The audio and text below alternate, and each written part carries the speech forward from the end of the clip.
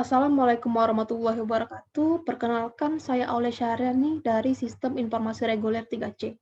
Tujuan saya membuat video ini adalah untuk mempresentasikan hasil rancangan desain aplikasi mobile yang telah saya buat untuk memenuhi tugas mata kuliah interaksi manusia komputer dengan dosen pengampu Bapak Pacu Putra. Adapun tema dari aplikasi yang saya buat itu adalah flora dan fauna. Nama dari aplikasi yang saya buat sendiri adalah Savana atau Sayang Flora dan Fauna Indonesia.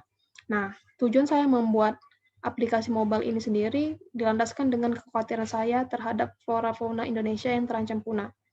Dengan aplikasi mobile yang telah saya buat, desain aplikasi mobile yang telah saya harap dapat membantu untuk melestarikan flora dan fauna Indonesia yang hampir terancam punah tersebut. Nah, baiklah. Adapun ini adalah rancangan dari desain aplikasinya. Ketika kita membuka aplikasi, kita akan dihadapkan dengan laman login. Pada laman login ini kita diminta untuk memasukkan email dan password, ataupun bisa login dengan menggunakan akun Google, Facebook, ataupun Twitter. Nah, jika pengguna belum memiliki akun, pengguna bisa register terlebih dahulu dengan memencet tanda sign up tersebut. Nah, ketika kita telah masuk ke laman register, pengguna akan diminta untuk memasukkan full name, email, dan password. Setelah itu, diminta untuk menyetujui peraturan yang ada dan melakukan sign up dengan memencet tombol sign up. Nah, setelah memencet tombol sign up, pengguna akan kembali ke laman login seperti semula. Nah, pada laman login ini, pengguna dipersilakan untuk memasukkan email dan password yang telah dibuat, dan kemudian melakukan login. Masuk ke aplikasinya, setelah melakukan login, ini adalah halaman home dari aplikasi Savana. Di atas ini terdapat sedikit kolom fun fact terhadap aplikasi, dan di bawah ini terdapat 5 fitur, yaitu fitur flora, fauna, tempat, aduan, dan donasi. Nah, untuk di bawah sendiri terdapat tombol home, help, notification, dan account. Untuk yang pertama itu ada fitur flora. Ketika kita memencet fitur flora, kita akan dialihkan ke halaman yang berisikan list-list dari flora yang ada di Indonesia yang terancam hampir punah. Nah, di atas ini sendiri terdapat kolom pencarian, dan di bawah ini kembali terdapat kolom fun fact, dan di bawah ini ada list-list dari flora yang ada di Indonesia. Nah, misalnya kita ingin melihat bunga Padma raksasa, kita tinggal memencet kolom dari bunga Padma raksasa.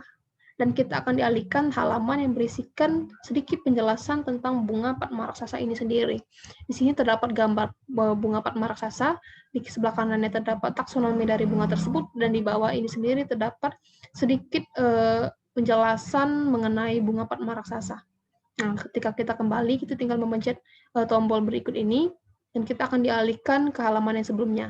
Nah, untuk kolom pencarian sendiri, kita tinggal memasukkan kata yang ingin kita cari dan memencet tombol search ini. Nah, contohnya ini kan pohon. Setelah kita mencari dan memencet tombolnya, akan terdapat list-list dari pohon yang hampir terancam punah yang ada di Indonesia. Nah, jika kita ingin kembali ke halaman utama, kita tinggal memencet tombol home ini. Setelah fitur flora, di sampingnya ada fitur fauna. Hampir mirip dengan fitur fauna, dengan fitur flora maksud saya, hanya saja fitur fauna ini berisikan hewan-hewan Indonesia yang terancam punah. Sama seperti fitur flora tadi, terdapat kolom pencarian, kolom fun fact, dan list dari fauna Indonesia yang hampir terancam punah.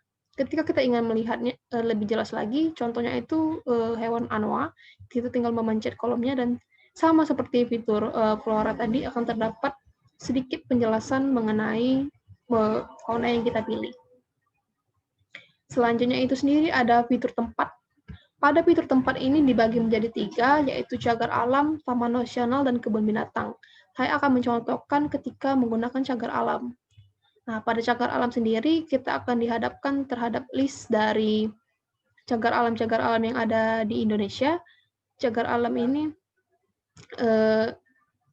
seluruh cagar alam ini terdapat di Indonesia. Nah, untuk di atas sendiri terdapat kolom pencarian lagi, dan di bawahnya ada list-list cagar alam tadi.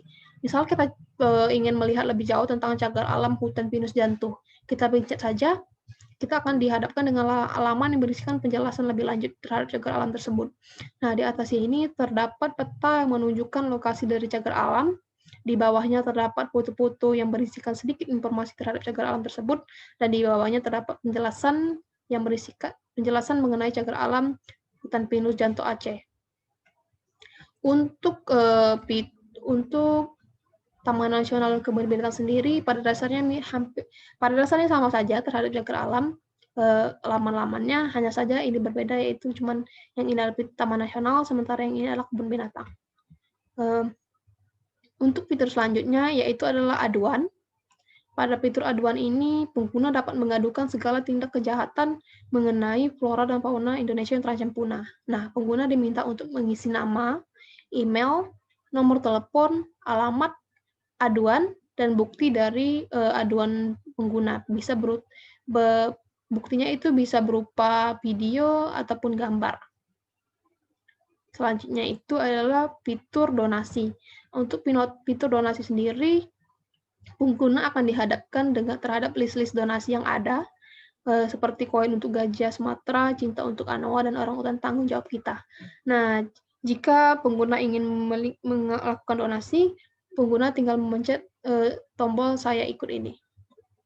Selanjutnya itu, jika kita lihat di bawah ini terdapat tombol home, help, notification, dan account seperti yang sudah di-mention di awal tadi.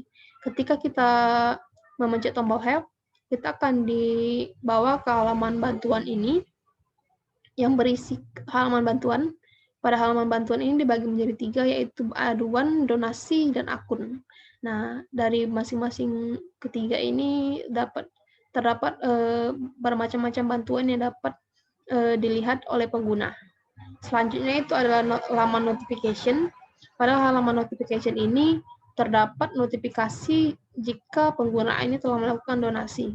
Contohnya seperti yang ada dilihat ini, terdapat kalimat yang menyatakan bahwa donasi yang telah dilakukan pengguna itu telah diterima, termasuk ke halaman notification ini. Selanjutnya itu yang terakhir adalah account. Pada halaman account ini, pengguna dapat melihat profilnya sendiri, ada fotonya, nama, nomor ponsel, alamat email, riwayat donasi, riwayat aduan, dan pengaturan. Nah, sementara jika pengguna sudah selesai menggunakan aplikasi ataupun memang ingin logout dari aplikasi, pengguna tinggal menekan tombol logout dan akan kembali ke halaman login. Itu saja penjelasan mengenai desain mobile application telah saya buat. Saya akhiri dengan saya mohon maaf apabila ada salah kata dan perbuatan. Kepada Tuhan saya mohon ampun. Saya akhiri dengan wabillahi taufiq wal hidayah. Wassalamualaikum warahmatullahi wabarakatuh.